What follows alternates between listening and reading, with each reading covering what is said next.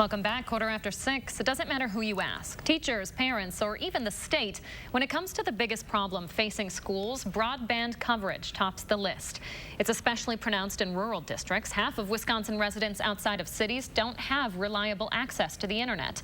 Governor Evers says 2021 is the year of broadband. So what's the state doing to help your school get better internet? We asked.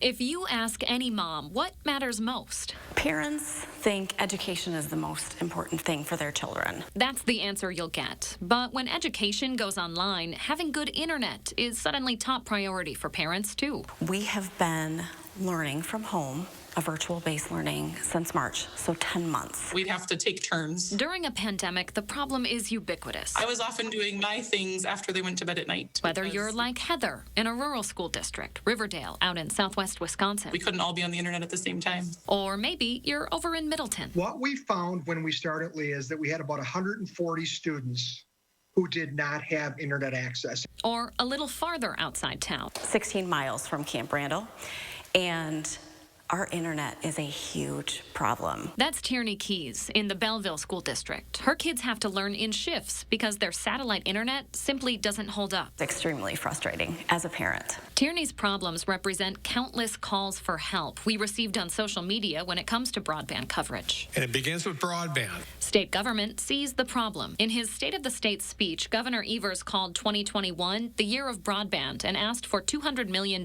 for infrastructure and grant programs. The legislature has to approve that money first, but the state is already busy working to help more Wisconsinites with Wi-Fi. I think we're making really great progress. Federal money from the CARES Act has helped. In December, more than $5 million went to 12 different projects across 11 counties, both to build broadband towers and dig fiber 40 miles or more. About 10,000 homes that didn't have broadband now as a result of that CARES funding. And the last state budget allocated $50 million to broadband, the second half of which will be awarded this spring. So who will get that Wi-Fi?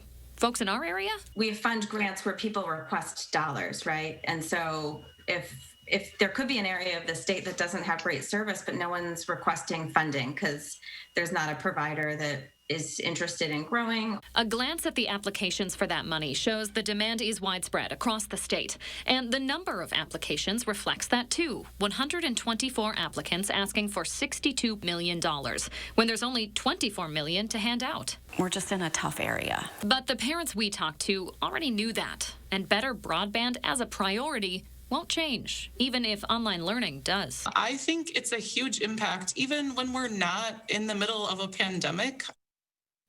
So Tierney, one of the moms we spoke to in the Belleville School District, has been so angered by her lack of internet and by virtual learning in general that she's running for school board this spring.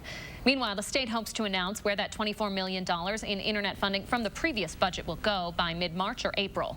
And as far as the $200 million the governor wants in this state budget, that's still up to the legislature to approve.